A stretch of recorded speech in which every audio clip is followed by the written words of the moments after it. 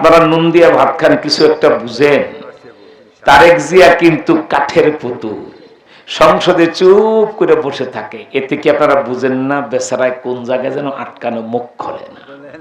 সালাউদ্দিন ফটফট করে, ওই অমুক মন্ত্রী ফটফট করে, তারেক জিয়া মুখ খোলেন। কেন সে মুখ খোলার আগে চিন্তা করে, আমাকে না স্বাক্ষর রেখেছে, তাই দেখবেন চেহারার ভিতরে একটা বিষণ্ণতা, চুপচাপ। এই জিন্দিগির চেয়ে ক্ষমতায় না বসার জিন্দিগি ভালো। স্বাধীনভাবে যদি একজন দেশ তার জনগণকে মোহাব্বত করে চালাতে না পারেন, ঠিক কিনা বলে? আমরা বলবো আপনি দেশের পক্ষে, জুলাই যোদ্ধাদের পক্ষে, ইসলামের পক্ষে, নবীজির খতমে নবুয়তের বিল পাস করার পক্ষে অবস্থান নিয়ে সমস্ত চুক্তি গোপন ছুড়ে ফেলে দেন। আল্লাহ রক্ষা করলে কেউ ক্ষতি করতে পারবে না, ঠিক কিনা বলেন? আর আপনি নিজে, আপনার আগে কে বসছে? দেশের সর্বোচ্চ হাসিনা। তো ওদিকে তাকাই দিতে হয়, সবই তো তার ছিল। সেনাবাহিনী তার, পুলিশ তার, এরপরে কি বলা হয় আপনার বিজিবি তার, ইউনিভার্সিটি তার, র্যাব তার, সরকারি কর্মকর্তা, একেবারে কি বলা হয় আপনার ছোটখাটো থেকে আপাদমস্তক সবটাই তো জয় বাংলা, জয় বঙ্গবন্ধু। কই তারা তো রক্ষা করতে পারলো না, জয় বাংলা ওরা পারছে রক্ষা করতে, আসে না কে? অতএব আপনি শিক্ষা নেন, আল্লাহ রক্ষা করলে কারো রক্ষা লাগে না, আর আল্লাহ কাউকে ধ্বংস করলে কেউ রক্ষা করতে পারে না, ঠিক কিনা বলেন?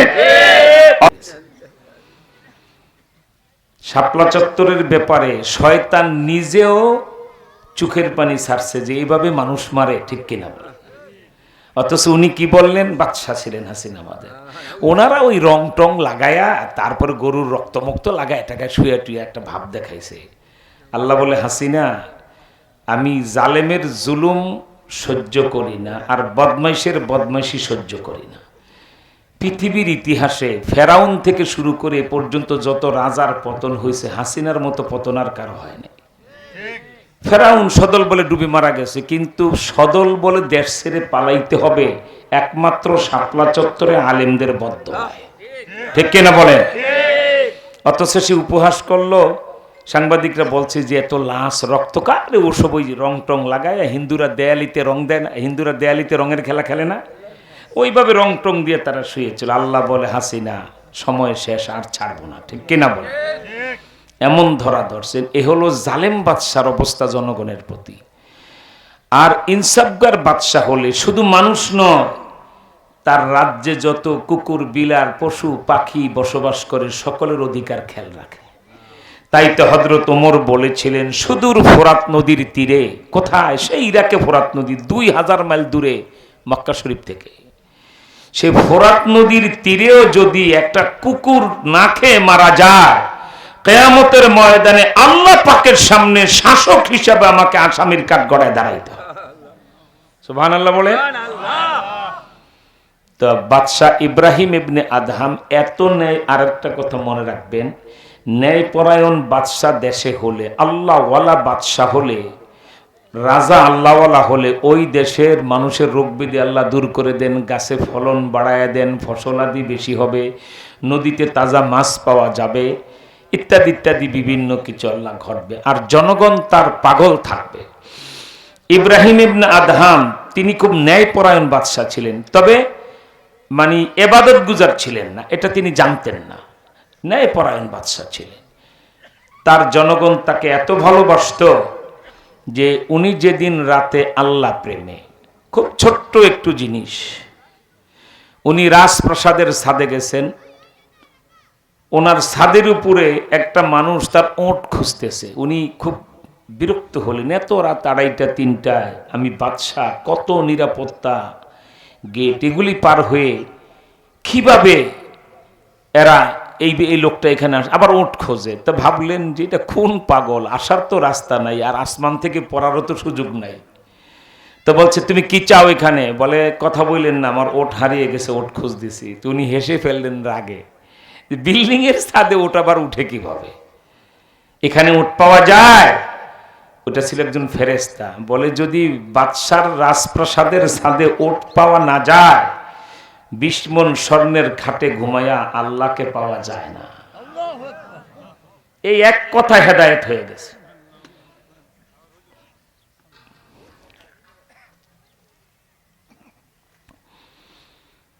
বাদশাহ এক জায়গায় কয়েক মিনিট ঠায় দাঁড়িয়ে থাকলেন, এর মধ্যে আল্লাহ তার কলবের পরিবর্তন করে দিলেন।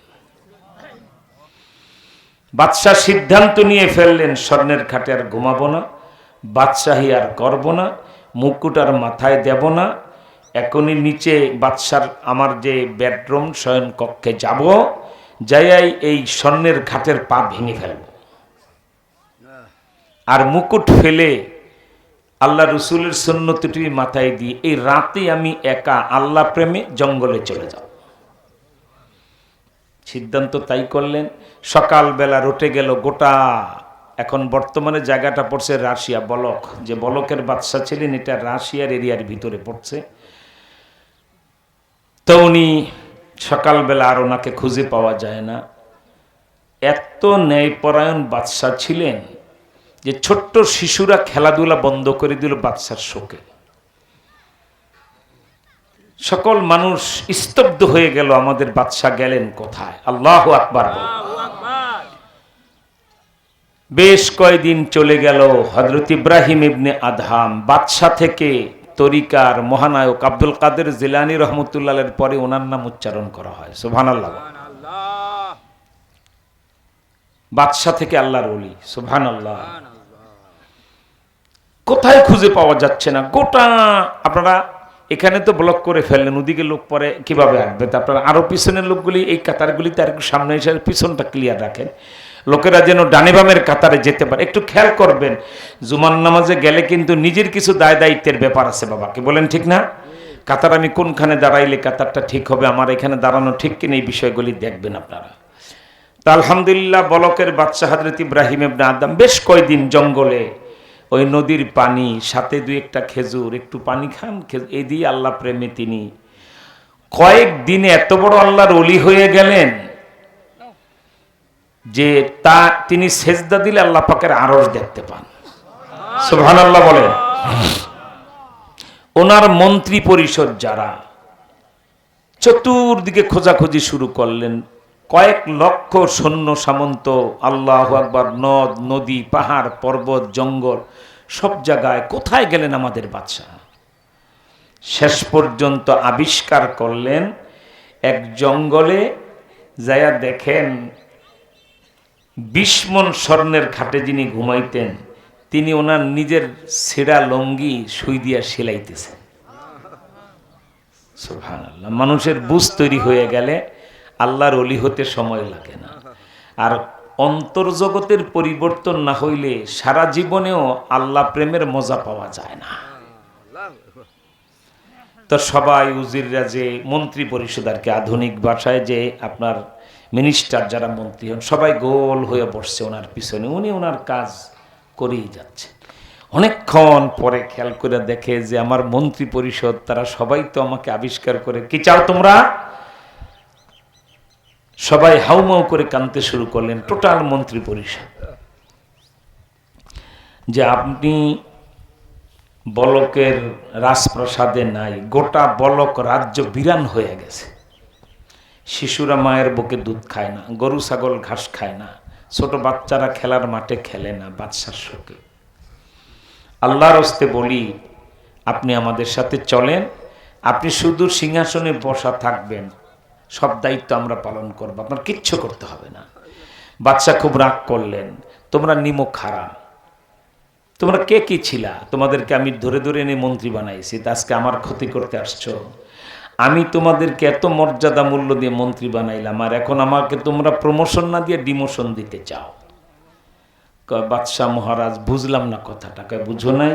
আরে এতদিন তো বাদশাহ ছিলাম শুধু মানুষের, তোমাদের আমি, এখন 18,000 মাখলুক সকলের বাদশাহ আল্লাহ আমারে বানায় দিয়েছে। একটা মাখলুকের বাদশাহ ছিলাম আমরা মানুষ, আর এখন 18,000 মাখলুকের বাদশাহ, আর আবার আমাকে ডিমোশন দিয়ে নিচে নামায়া চেয়ারম্যান থেকে চৌকিদার বানাইতে চাও। বলছে বাদশাহ মহারাজ, কথাটা বুঝলাম না। বুঝলা না?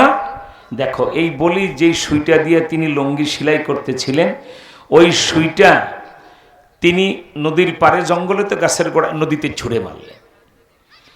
ছুঁড়ে ফেলেই বলছে, এই কাছাকাছি কোন মাছ কারা আছো আমারও সুইটা খুঁজে বের করে দাও। সুবহানাল্লাহ। আচ্ছা, নদীর স্রোতে এই সোনামুখী সুই, এই গভীর নদী, 20-50 হাত তলায় পানি, এখানের সুই ফেলে দিয়ে কেউ যদি বলে আমার সুইটা খুঁজে দাও, খুঁজে বের করে আমার হাতে দাও, তাহলে তো আমরা বলবো এটা পাগল, ঠিক কিনা?